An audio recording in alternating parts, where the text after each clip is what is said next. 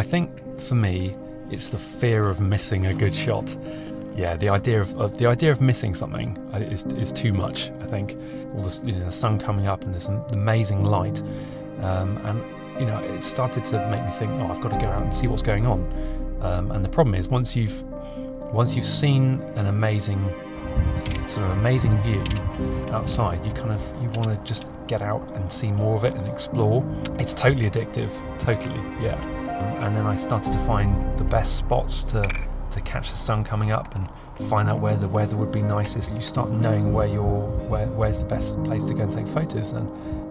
Favourite places to shoot, I think I would say probably Ashton Court in Bristol, because you can see so much of the city from there. It's completely quiet, you've got the whole space to yourself, you've got wildlife, you've got trees, you've got the city.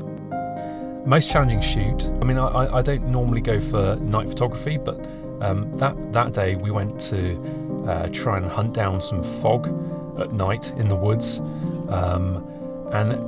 Normally you wouldn't want to drive too far, but this meant driving through thick fog, within the impending fear of death.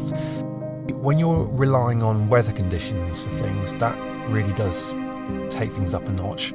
So I've tried to go and take Milky Way shots of Durdle Door before, and I've been down a few times, and I managed to get it once, but I had one where if you think you're driving for 2.5 hours at night to get somewhere, for you to get there, even though the weather forecast is good, it turns out to, the cloud just sweeps across, or it's too windy.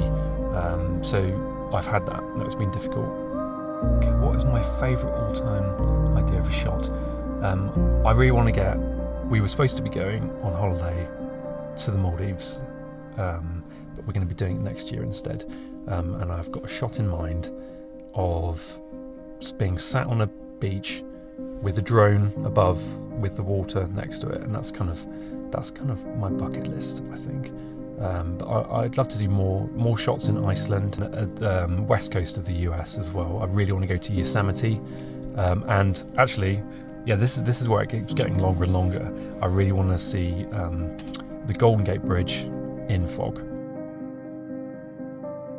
Sometimes I've been somewhere and I've known straight away it's going to be a nice photo, and other times I've come away and I'm not being particularly happy with the photos, but then when you edit it, you start to pull out all the details. One of my favourite photos, the photo I've got of my son and Barney hiding under the tree, Arnos Court Park in Bristol. That photo, the actual original shot of it was so dark, I didn't think I'd have anything, but the camera uses really good lifting out details, so I lifted up the shadows, and all the detail came out, and it looked a lot better than I expected. Definitely my favourite photo, yeah. Start to see where people go to take photos, the kind of angles they get, the different perspectives they give on things, and also what I found is that getting to know people locally has really helped my photography, because I've learned lots of little tips from people about settings and to shoot in RAW, all those kind of things I didn't have a clue about over 2 years ago.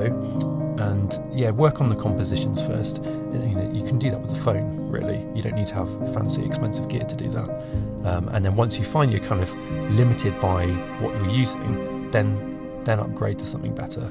But I was shooting with a 500D Canon, and then I upgraded after that because I wanted something slightly better. And then now recently I upgraded to a Sony full frame camera, but you don't need the expensive stuff to get good photos. Most of the photos that I've done well for me have been with my crop sensor camera. What I would say is get up early in the morning, or make sure you're hanging around at sunset.